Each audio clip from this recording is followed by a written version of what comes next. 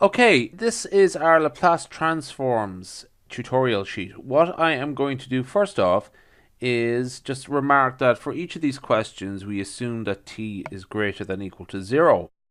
Usually you should specify that if not immediately told to, but in this case I'll just spell it out immediately. Okay, and we get to assume it for the rest of the question. So the first question is, what I'm going to do is actually call this function g of t. Now, g of t sort of means given in the question, t minus 2 squared. Okay, so what you might think about doing here is trying to do something very slick, or maybe you've seen the shifting theorems. Don't do that yet. Just keep it simple. So what you would do in this case, or what I advise doing, is just actually multiplying this out. T squared minus 4t plus 4. So in this instance, what you would do here is just multiply it out like that, so we have a quadratic.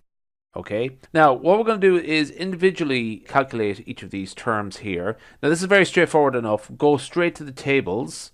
Okay, so this is in the form t to the power of n. Okay, this one here. And so what I'm going to do here is just remark that the Laplace transform of that is, looking at the tables there, it is n over s to the power of n plus 1. So in this instance here, this would be 2 over s cubed. N in this case is 2. Okay, so likewise with 4, I'm just going to do very quickly now in this instance, minus 4.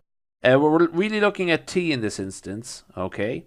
So this is 1 over s squared, and then multiplied by 4. And then finally we have 4, which is t to the power of 0, plus 4 over s. Okay, so that is that one. Okay, I'm going to pick it up from the second one. I've actually just gone a little bit ahead of myself there, so I'll just start again. So in this question, we have g of t, which is the given function in the question, equals 2t minus 2. So in this instance, what we're going to do here is actually just treat it as two separate functions. We're not going to do anything fancy. Okay, so we have 2 times t minus 2 times 1, and we have t and 1 in the tables. So simply what we have here is 2 over 1, 2 times 1 over, I'll just put it there just to have t on its own, 1 over s squared minus 2 over 1 over s. Okay, now you can sort of multiply that out a little bit more. You can sort of do a couple of more things here like this. For example, essentially we have it done. 2 over s squared minus 2 over s. But you can go a little bit further and say 2 minus 2s all over s squared if you want. I think once you got here, you pretty much have it correct. So we'll pause there and we'll stop there and go on to the next one. Okay, in this third part, what we're going to do here is we have g of t equals e to the power of 2t minus 2. Okay, so what I'm going to do here is just remark that that is it's a product, so it's actually a difference. In this case, I'll keep it simple. It is the sum of the powers of the sum of two numbers there, a plus b. Here we have 2t and minus 2. This is equal to e to the a times e to the b.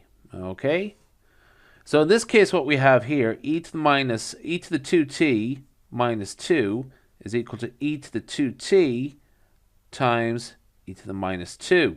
Okay, now essentially e to the minus 2 is a constant, so we can just disregard that.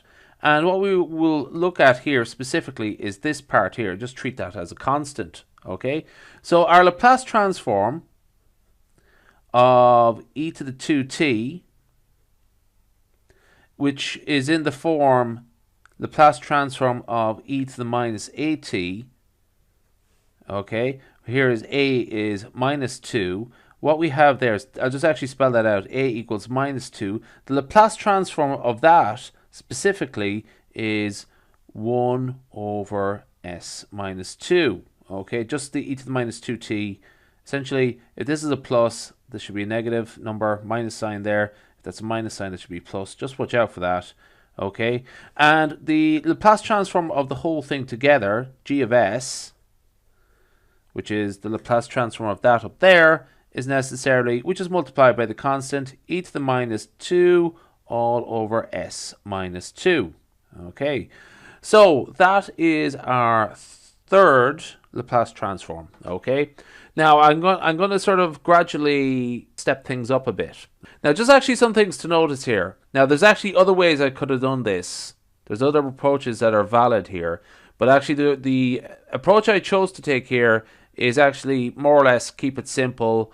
Remember these key fundamental properties of mathematics. Okay, so this last question is g of t equals t minus sine t. Okay, now both of these are actually individually in the tables. The Laplace transform of t is 1 over s squared. The Laplace transform of hyperbolic sine, which I'm going to call here shine, I don't like that name, but I'll just go along with it, is, let me just double check there, it is here. What we have to remember here is that the tables ask for, it gives it in the form of at. Okay, here a times t, a is a scalar, here a is just equal to 1. So what we have here is 1 over s squared minus 1 squared, which is minus 1. Okay, so let's just piece this all together. G of s is 1 over s squared minus 1 over s squared minus 1. What you could do there, I think ultimately you have it answered now, but what you could do there, just to go a little bit further, or maybe you're given some sort of hint, is that you could sort of cross multiply. We would have s squared minus 1 minus s squared all over s squared times s squared minus 1. S squared and s squared, s squared and s squared cancel each other out. So essentially what we would have there is minus 1 over s squared times s squared minus 1. Something like that.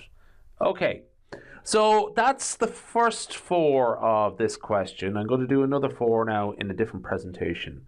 So this is parts 1 to 4 of this question finished.